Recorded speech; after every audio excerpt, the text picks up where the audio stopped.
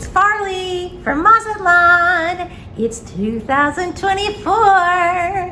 Happy New Year to those who celebrate. I know not everybody likes the new year. They like to just kind of pretend like it's another day, but actually I'm really into it this year. And I got to visit my family right around New Year down in Los Angeles, and that was everything. So anyway, I hope you are having a great new year so far and have big plans for fun and health and doing all the things you dream about. That's what life is about, right? We always got to be looking forward to something. That I think that's the secret to life. Anyway, so I am glad you're here in 2024. This is episode 13. Can you believe that? And plus we've done other little shorts and a bonus episode in there. And I've got posts of pictures. I hope you're noticing that there's other content there and enjoying that. And I have a t-shirt. Yes, I do. It's the first of maybe a series, but this is my Mazatlan Diaries t-shirt. If you want to support the channel and you're into it and you want to wear it around town in Mazatlan or wherever you are, you can support the channel by buying a t-shirt, and there's a link to the Bonfire website to buy t-shirts. There's different colors, different styles, and anyway, I hope you buy one if you want one. They're kind of cute. I like them. Anyway, so today we're going to talk about the cost of living according to me and my husband for the last couple months in Mazatlan. And we can't cover every little thing, but we can kind of cover many categories. And I think based on this information, hopefully if you're about to move or you're moving soon or you just moved or you're trying to budget or trying to understand what it's going to be like for you, maybe this guide of what it's costing for us here on the ground in Mazatlan, I hope that will help you. So we're going to cover a whole bunch of categories. Category one, the big one, the biggest expense of all, your rental. Where are you going to live? How much is it going to cost you, right?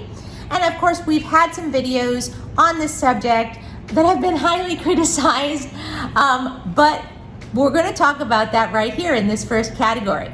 I think if you're getting a 2-bedroom condo or house, you're going to spend, and you want to be right near the beach or within a few blocks of the beach, you're going to spend anywhere from about 20,000 pesos to 35,000 pesos per month. Here is the translation of that into US dollars. Okay, so for us, it is a big savings, even paying at the high end of that range. Because if we added up all of our expenses with our mortgage, our homeowners insurance, our homeowners association, our property taxes, it was a lot of money. So we are saving a lot of money here, even at the high end of the rental market. Okay, now, hey, if you can find something better, cheaper, a better deal than we did, do it, right? Do it. And so this is just our experience and from what we have seen here since we arrived. So, but that's the biggest part of your budget, obviously, and everyone is, fretting over those prices, and but it's a good market. I think there's a lot to choose from here, and I mean we're here in high season, but I still think there's plenty to look at and plenty to see. We are going to do more on this subject when it comes to actually buying a property in Mazatlan in the future. Not in this episode, but in the future. Brenda and I, my favorite realtor, are going to go around town and look at some of the new condos that are being built. So I think you'll like that. But anyway, rentals. That's the big, part of your budget, and the most important part probably for everyone. Transportation. that's the next on my list. So we walk a lot, of course, and we don't have a car here. Some people do, but we do not. So we do use Ubers a lot. So that's what this cost is based on. We Uber a lot. Every once in a while, we'll use a taxi or a pulmonía, but the Ubers are the cheapest. Well, no, they're not the cheapest. Didi is cheaper. We've had a little trouble with the Didi app. I'm sure it's just me. So we've mostly been using Uber. Anyway, it's a good deal. This has been our cost per month.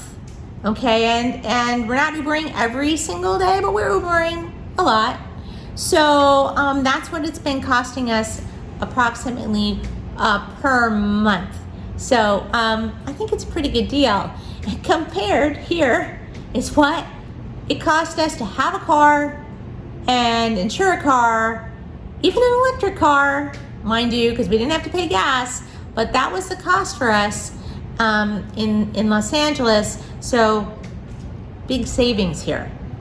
Okay, next, groceries.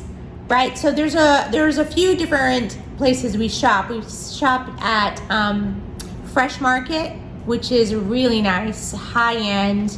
Kind of reminds you of Amazon markets in the United States. Amazon Fresh, it reminds me of them anyway. They're very new, they're very modern. They have a lot of things that you can't always get at other places that maybe an expat might wish for. So we really like the Fresh Market, and it's called Fresh Market. It's not literally like an open air fresh market. It's called Fresh Market. We like, Soriana is huge, and there's tons and tons of stuff there. It's almost like a Costco in terms of size. We shop there. We do shop at Walmart too. Other people shop at Sam's Club, which we have here. I have not been, I don't have a membership at Sam's Club yet, but that they do have a Sam's Club here. Anyway, so groceries. We have never spent 2,000 pesos or over 2,000 pesos for a week of groceries. So just under that, I would say, was one massive week of groceries for us. That's all we spent. Every week isn't a full week of groceries because we do eat out a lot. So that's just giving you an idea of maybe you were only, cooking in, maybe that's closer to, for 2 people or more, that might be in the price range. Maybe other people are doing a better job than me at shopping. It's quite possible. But that's sort of the ballpark. What did we spend in Los Angeles on groceries? More. We definitely did. We were spending more like $150 to $200 on groceries a week, and I'm sure people are spending more than that too. At Trader Joe's, I could do a little better. I could do more like 125 to 150 for a full week of groceries. So yeah, you're definitely saving money here, and I'm not using coupons or anything like that here, but you can shop carefully. I think you can really bring those numbers down if you're shopping well and carefully. It just depends on how much energy you have for that kind of thing. Some people are real shoppers and they'll go everywhere, and these are where they sell the cheapest produce. This is where they sell the cheapest meat. This is where they sell the cheapest, toilet paper and paper towels. Like, I'm not that person. So maybe I'm not the best judge of how much it costs to do groceries. But I think this is a pretty good number for you to work into your budget. Okay, eating out. Because you're gonna eat out here, right? Of course you are. So there's so many different categories of what that means to people, right? So, for instance, there is fast food here. American fast food, as a matter of fact. They have Carl's Jr. and they have McDonald's, Burger King. If that's what you love, you will find it here for sure, and it is a little cheaper. So here's what we spent for 2.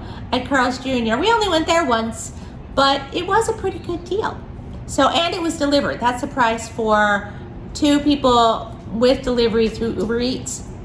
Pretty good deal compared to what Carl's Jr. is costing these days in the United States. So there's that fast food category.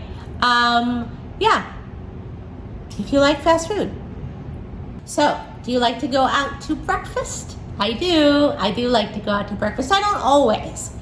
But if you're gonna go out to breakfast, there are a lot of great deals. You walk down the street and you'll see, 95 pesos for breakfast, and they'll list all the different breakfasts you can get for 95 or 85 pesos for breakfast.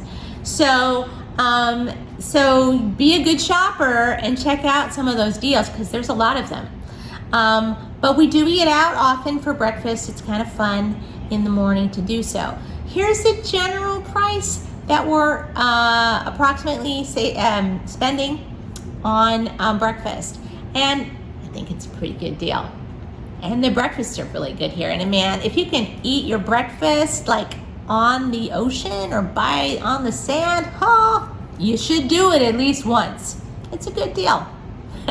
Now, there's a lot of that sort of casual tacos, hamburgers, bar, restaurant kind of eateries here, right? So this I would call the casual restaurant, the casual bar restaurant.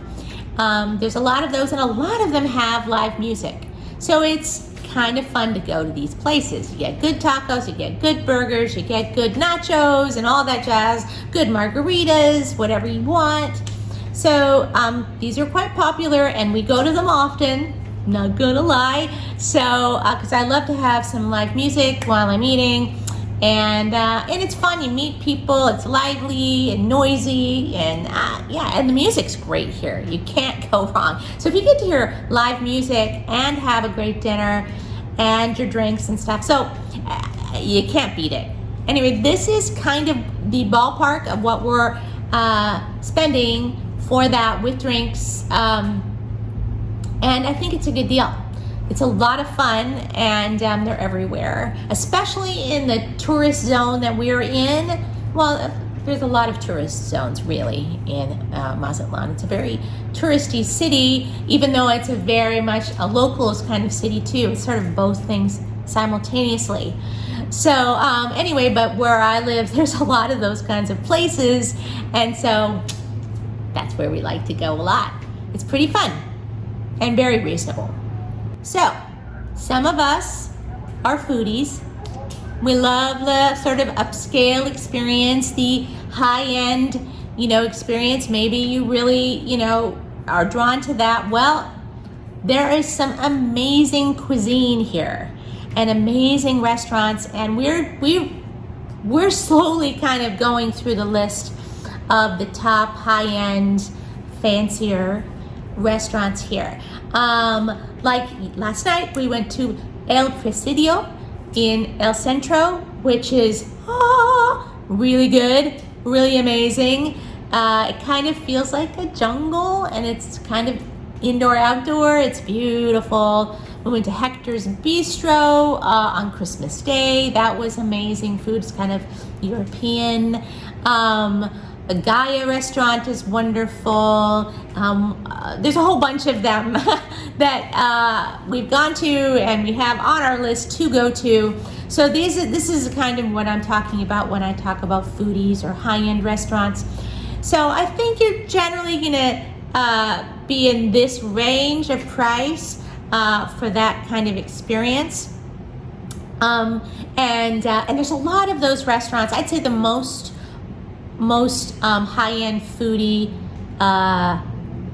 great cuisine, kind of great experience, great ambiance, all of that stuff's gonna be in El Centro.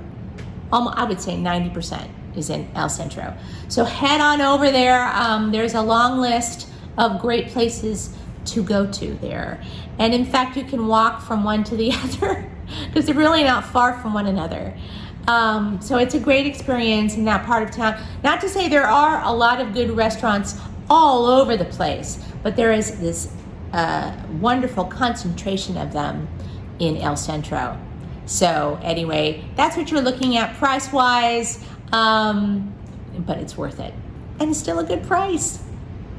One thing I should add on to this whole discussion of where to eat and what it costs and blah, blah, blah, go where the locals go. If you want a good deal and a great meal, the locals know. So if you want to know, hey, where do you go eat?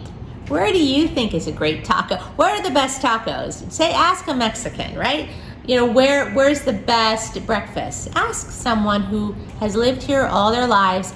They'll come up with at least a handful of places you cannot miss. And often they're less expensive and always fun, because people are so friendly here and the locals are so friendly. They always want to know about us, and we have these great conversations. So it's fun to find those hidden gems that only the locals know about.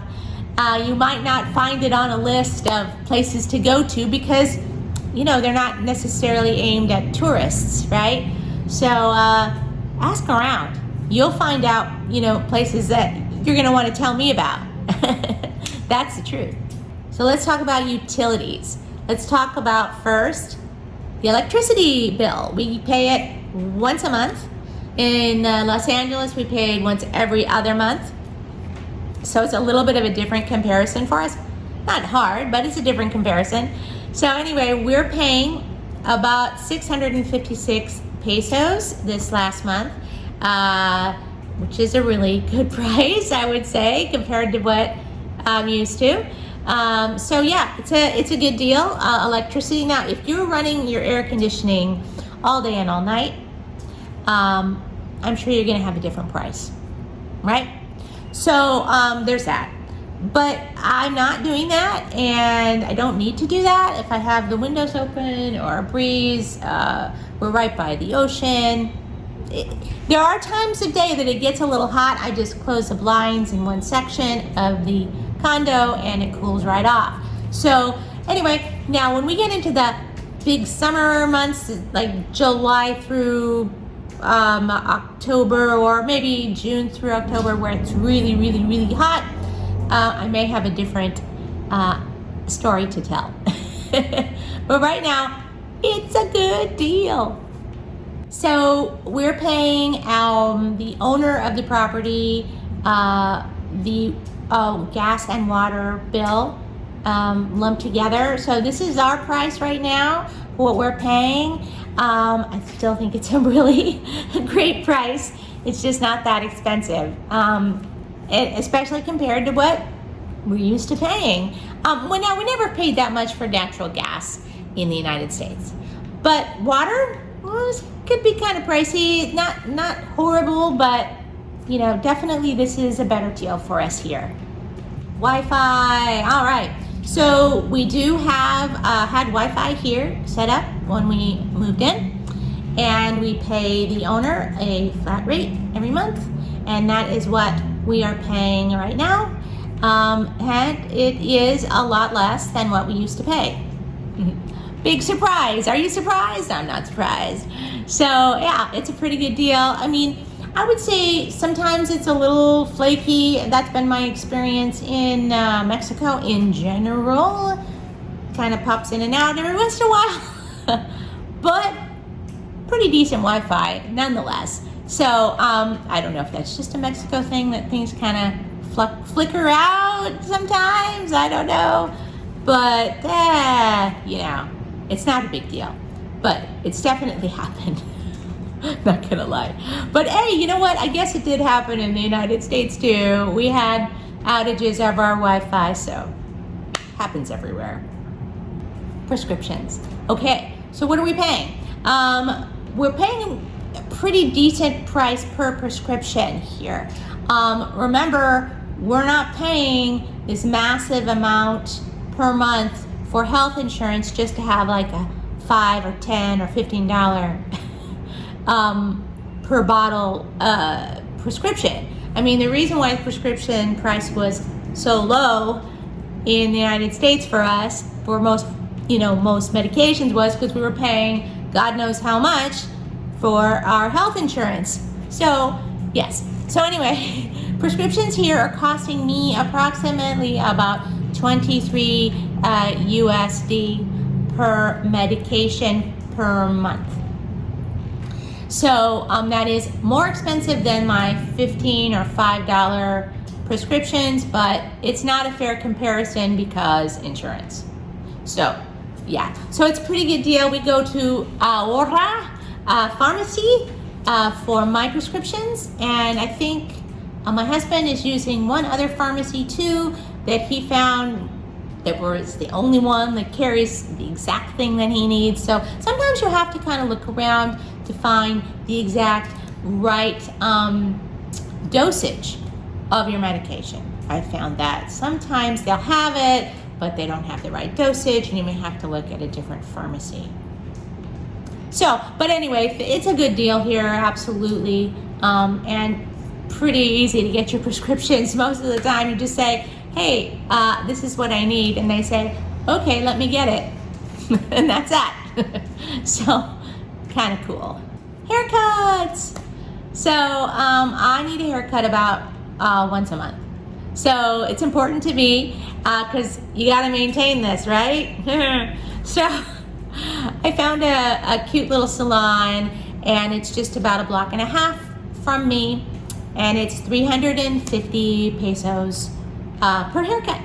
So, and she does a great job. She's very nice, speaks just enough English that we understand each other, and they do all kinds of things there, mani-pedis, and a host of services. And in fact, there are plenty of places all over the place. You can shop around if you want to get a better price. I'm sure you can, but this is working out for me, so I'm not complaining about the price at all.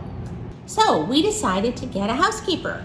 We've only had one for about a month, but we like it, and she is an absolutely lovely human being. We actually have fallen in love with her. She's so sweet and so kind and outgoing and thoughtful, and we love her. She was highly recommended to us.